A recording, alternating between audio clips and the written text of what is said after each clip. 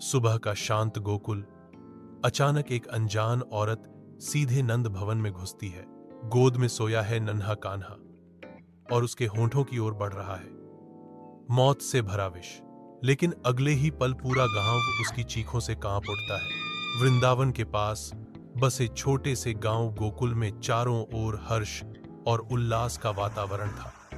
कारण था नंद बाबा और यशोदा मैया के आंगन में जन्मा उनका नन्हा श्याम सुंदर गोपाल। रात के अंधकार में जब मथुरा की जेल में वसुदेव और देवकी के 8वें पुत्र का जन्म हुआ, तब वसुदेव जी ने अद्भुत दिव्य शक्ति से उस शिशु को यमुना पार कर गोकुल में नंद बाबा के घर ला पहुंचे।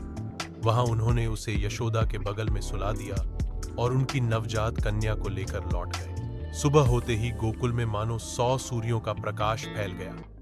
गांव भर में ढोल, मंजीरे और बांसुरियों की धुन गूंजने लगी। यशोदा मैया की गोद में कृष्ण की मधुर मुस्कान, उनके गालों के डिंपल और नन्हे नन्हे हाथ पांव देखकर हर कोई मोहित हो जाता था। लेकिन दूर मथुरा में अत्याचारी कंस चैन से नहीं सो पा रहा था। उसकी बहन देवकी के 8वें पुत्र द्वारा उसके वध की भविष्यवाणी नारद मुनि ने पहले ही सुना दी थी। जब उसने सुना कि 8वां पुत्र किसी तरह बच निकला है तो उसका मन भय और क्रोध से भर गया। कंस ने सोचा, अगर 8वां बालक कहीं और छिपा है तो मुझे उसे ढूंढकर नष्ट करना ही होगा। उसने अपने राक्षस सेवकों को आदेश दिया, जाओ, चारों दिशाओं में फैल जाओ और जहां भी 1 साल से कम उम्र का बच्चा मिले उसे मार डालो। कंस के आदेश को पूरा करने के लिए उसने एक विशेष राक्षसी को बुलाया, पूतना। पूतना कोई साधारण राक्षसी नहीं थी, वह मायावी थी, रूप बदलने में माहिर थी और उसके स्पर्श से ही जीवन समाप्त हो सकता था। वह जानती थी कि शिशुओं को मारने का सबसे आसान तरीका है उन्हें विष पिलाना। पूतना ने अपनी असली विकराल काया, लंबे नुकीले दांत, भयानक नेत्र और काले बादलों जैसे बाल छोड़कर एक सुंदर स्त्री का रूप धारण किया। उसका सौंदर्य इतना मोहक था कि कोई भी उसे देखकर धोखा खा सकता था। उसने अपने वक्ष पर घातक विष का लेप लगाया और गोकुल की ओर चल पड़ी। गोकुल में उस समय सुबह सुबह का समय था। घर में गोपियां दूध दही मथ रही थी, बच्चे खेल रहे थे और यशोदा मैया अपने लाल को गोद में लेकर लोरी सुना रही थी। उसी समय पूतना एक अप्सरा जैसी दिखती हुई गांव में प्रवेश करती है।